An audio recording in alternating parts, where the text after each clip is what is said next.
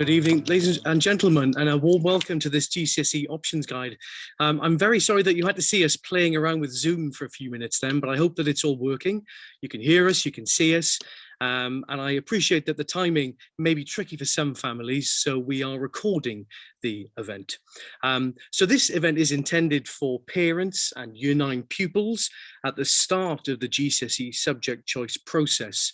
As I mentioned, we are recording this event for your reference, and as a result of that, if you'd rather turn cameras off or type questions in the chat, that's absolutely fine. And thank you for joining us.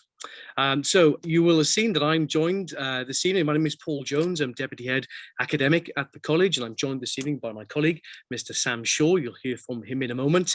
And he is the Assistant Head Learning and Enrichment, and he'll be taking the lead on the GCSE subject choice process. So you'll have lots of communication from him over the coming weeks.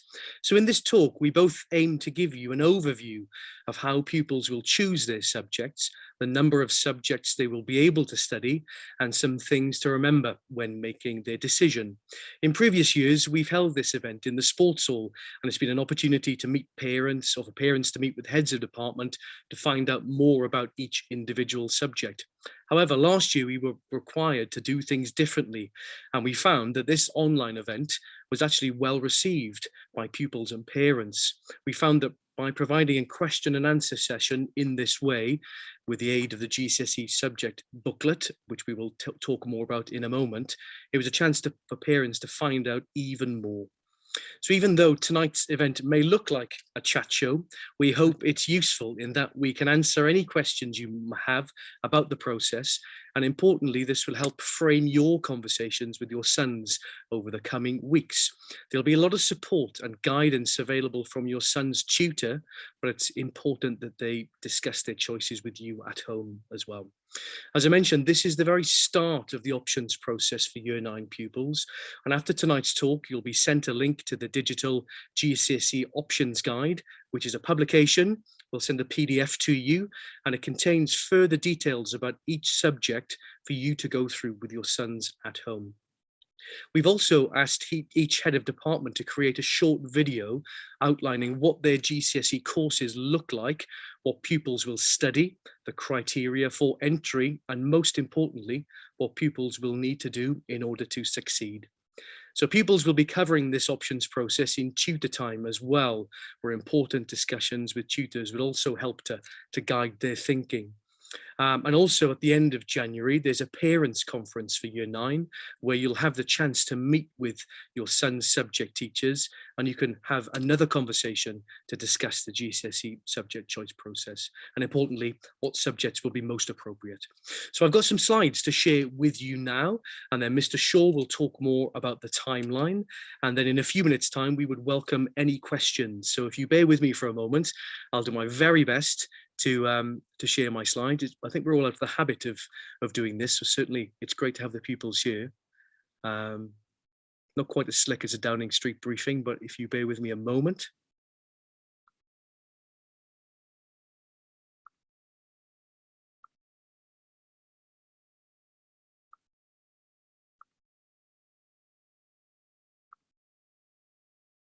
There we go. I do hope that is working. Give it a second to load. Looking good so far. Excellent. So for pupils, this is a very exciting time. It's the first time in their school careers that they will have had to specialise. It can also be a daunting time in that pupils will have to choose, and the important choice is often which subjects they'll no longer study. And for many pupils, that in itself is a very difficult choice. We would hope that pupils will choose a broad and balanced curriculum. And top of our list is pupils' enjoyment. We strongly feel if pupils enjoy a subject, they will work hard, and therefore they will give themselves the greatest chance of success. By studying a broad and balanced subject choice at GCSE, it also helps to keep future options open. There are very few pupils at this stage, I would suggest, who know exactly what they want to do when they're a grown up. I'm not sure I still do. So for that reason, I think at GCSE, it's important to study a breadth so that there are options available for you in Year 12, in Year 13, and of course, university or the world of work. So the GCSE options guide, as I mentioned, we'll be sharing it with you after this evening's event. It looks like this. And on one of the first pages, there's this wheel of subjects. So this is all the subjects that are on offer. And as you can see, we would subscribe to the advice that pupils need to select a broad and balanced curriculum. Ideally, they might choose a subject from each section of the wheel. However, as I mentioned earlier, it's far more important that they choose the subjects that will give them the greatest chance of success. So I'll leave that there for a second so you can read the names. The outer ring is probably the most important one for you at this stage. And each of these subjects has its own subject page, its own video in the options guide. I'll just leave this there. I think we're all trying to get used to the conversion into new money of GCSE grades. And for you as Year 9 parents, it may be the first time that you've encountered the new GCSE grades. So as you know, they go from 9 to 1, with 9 being the top grade, equivalent to an A star star, if you like. So 7, 8, 9 are considered an A grade and above. And for any pupils wishing to study a subject at A level, we would look for at least a grade 7 at GCSE in that subject. Importantly for many pupils as well, in the middle, we have grades 4, 5, and 6. A grade 4 is a pass, equivalent to C. However, some schools and the government make reference to a strong pass, a grade 5, and indeed for our sixth form we would request that pupils have a strong pass, but a grade 4 is a pass, and then 3, 2, 1 and a U grade remains. But I'd rather focus on the 9, 8 and 7 at the very top. So in terms of the options available to pupils, on the left-hand side of the screen, you'll see the yellow box, and these are the core subjects, the compulsory subjects. So maths, English language and literature, and combined science. So all pupils will begin to study both language and literature. But if it becomes clear that some pupils are struggling with the demands of language and literature, we would strongly recommend that they drop literature in Year 11 and they focus their energies on language. Of course, that's the one that the pupils need to take their next steps. So that will be communicated to you by the English department at the beginning of Year 11, but at the start, everybody will begin on both courses. And science, excuse me, you'll notice that triple science is an option, a GCSE option in its own right, but the majority of pupils will study combined science. So pupils will have lessons in each of biology, chemistry, and physics. They'll sit exams in each of the 3 sciences, but that will give them an overall science grade, a double science grade, a double award. So they'll get 2 GCSEs for science, 2 for English potentially, and 1 for maths. So that's 5 subjects in the core. And then the majority of pupils will select 4 options from the box on the right, the maroon box. And I'll leave those options there. And triple science, of course, is an option, and that's for pupils in the top set, or for those who know that they wish to continue with science in the sixth form at A level. That said, combined science is also adequate preparation for the study of science at A level. But for those pupils with a particular interest in science, triple science is a very good option. Interestingly, you'll note there that pupils who enjoy the support of learning development, who have a core place, they will choose 3. They will choose 3 GCSE options, and LDEV, learning development, will take the place of their 4th and will be timetabled 3 sessions throughout the week. So on the left, the core subjects will have 4 lessons a week, and the option subjects will each have 3 lessons per week. So pupils can achieve a maximum of 9 depending on their GCSE choices and their profile. We're aware that some schools may insist that pupils study a greater number of GCSEs. However, we feel that 9 is more than adequate choice of subjects. And importantly, for our sixth form and many sixth forms, schools and colleges will specify 5 subjects only, 5 strong passes. So we feel we'd rather do fewer and do them well. So 9 is the maximum that our pupils can achieve. So coming to the end of this, pupils' challenges. They will hear this message a few times, but I'd like to rely on the language of the Shiplake 7, the language of our classroom for this. Pupils are encouraged to be curious. So as soon as the options guide is available, we'd like them to read through every single page and don't discount any subjects. There are a number of new subjects also which they will find interesting. So they need to employ their curiosity and find out as much as they can about each subject. Independent, the Shiplake 7, we insist that pupils make choices independently. It's important that pupils make informed decisions about their strengths and not the selections, or not make their choices based on those of their friends. That is not a recipe for success. So they need to make an independent choice. Similarly, open-minded, there are a number of new subjects. Don't discount anything, find out what's involved. And we'd also encourage pupils to be reflective, for them to have a think about what they have enjoyed studying at Shiplake or even in their previous schools, and use that to inform their choices. And similarly, have some challenges for parents at this stage. If I could leave these with you, I think you similarly need to be open-minded, if you don't mind me suggesting. The landscape has changed from when we did our GCSEs back in the day, and it's important to be led by pupils' aspirations as well.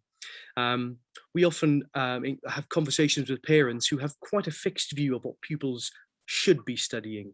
However, I certainly would, press upon all parents the importance of soft skills.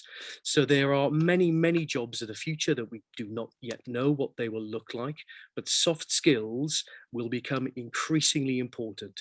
So any subjects that where there's an element of creativity or presentation, composition, design, will put pupils in a very strong position, because in a future rich with AI and computing, there's nothing that will be more important than being human. So subjects where there's a degree of that, I would strongly urge pupils to consider. And I mentioned our sixth form earlier. Of course, we hope that all of the pupils in Year 9 are planning to return to us in Year 12 for our sixth form. And for that, we'd require 5 strong passes and grade 7 in those subjects they wish to study at A level. So I've talked for too long already. I'm now going to display the timeline, and I'd like to welcome Mr. Shaw, who could talk to this in a bit more detail. Thank you. Good evening. Thank you, Mr. Jones. So this is the GCSE options timeline. So you will have already had a progress review in October, and this would have summarised your son's progress and perhaps help you to consider some of the subjects where their talents lie, and areas for development. This evening is the GCSE options evening, where hopefully we'll give you some advice in making those choices, and hopefully that will be further supported by the progress review that will be released at the end of this term. So this will include results from the mock week that we have done, the assessments that have carried out this week, which should also highlight areas for potential and areas for improvement, which might help you to make decisions and help your sons to make decisions about what subjects might be in their best interests. And as Mr. Jones has said, those subjects that they enjoy and do well in are often good starting places for making those decisions. On Friday, the 28th of January, you will be invited to the Year 9 Parents Conference, and this will be held online from 3:30 to 6 p.m. This is a really good opportunity to book appointments with those teachers that you would really like to talk to about your son's GCSE choices. Of course, speak to all of the teachers you want to, speak to all of your son's teachers if that's what you feel you would like to do to get the overall picture. But likewise, if you want to pay special attention to those subjects you're considering for GCSE, it's a really good opportunity to focus those discussions and have an idea of the questions you would like to ask before going in. Hopefully, those questions, many of them will be answered by the options guide. So the options guide is available on the school website, and we'll be sending it around in the bulletin tomorrow. And as Mr. Jones mentioned, this includes videos summarising all of the requirements for the course, what's covered in the course, and what students the courses, the GCSE options would work best for.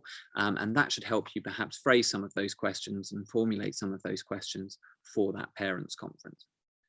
Monday, the 31st of January is the deadline for submitting those GCSE options. And when pupils return to school in January, they'll be sent a form that has the options, all of the options available to them, and they'll be instructed to pick 4 subjects the ones that Mr. Jones has mentioned. So triple science would count as a GCSE option, and core support in LDEV would count as a GCSE option.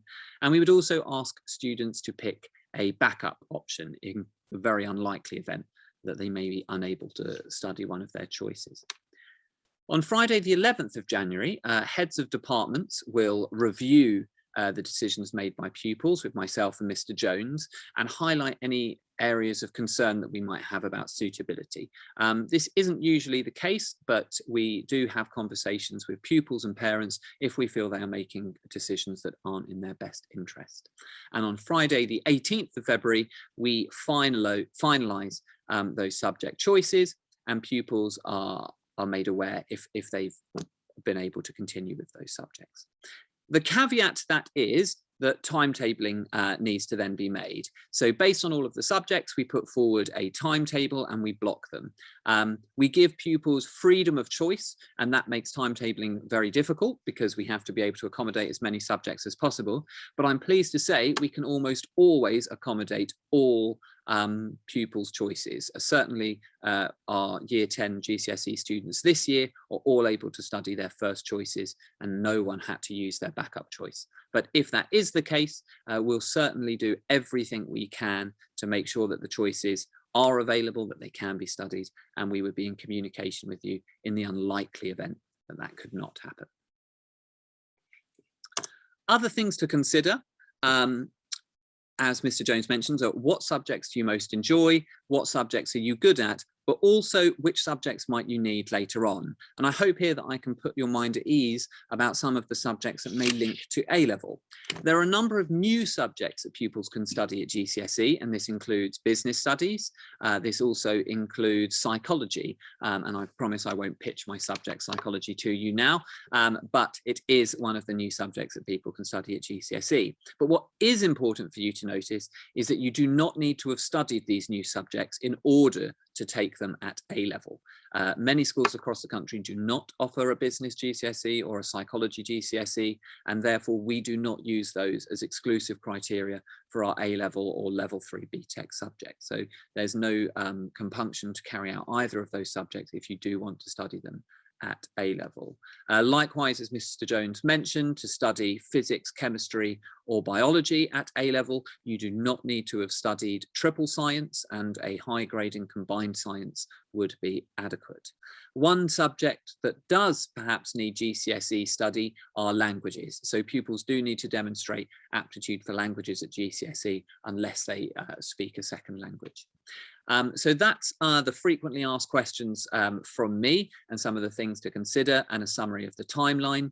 This will all be shared in the bulletin tomorrow, and the timeline can be found in the option guide, which will also be in the bulletin tomorrow. So with that, we will open up to questions. So feel free to either unmute yourselves to ask those questions, and you can, of course, respond in the chat if you would rather not speak in the meeting. Thank you very much.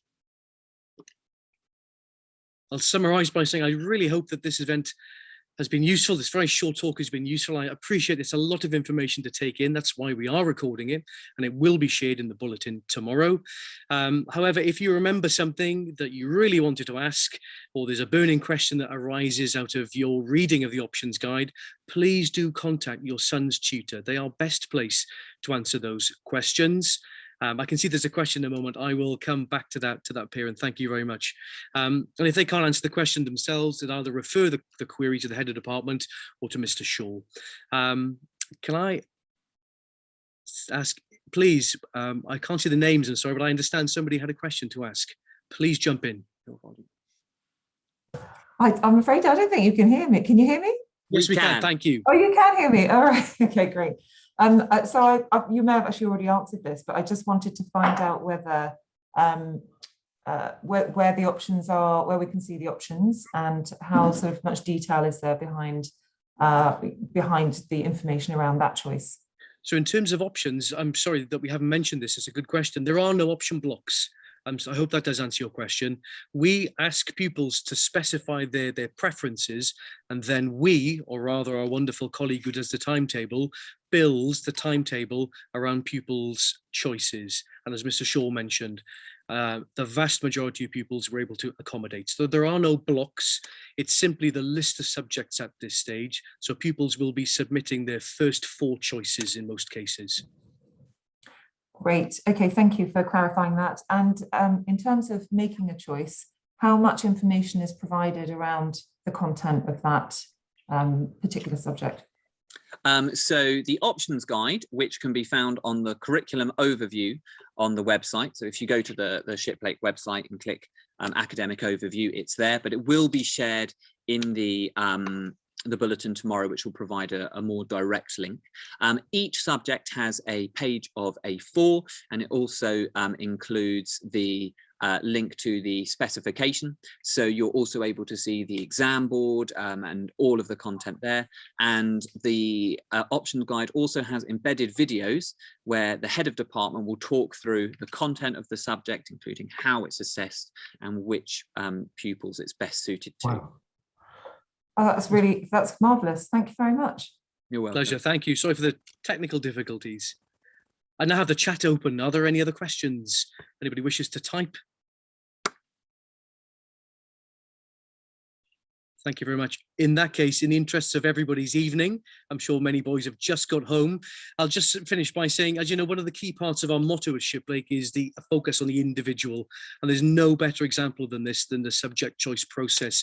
We want to ensure that pupils are on the correct subjects from the start of year 10, the subjects they'll work hard in, and most importantly, the subjects that will give them the greatest chance of GCSE success.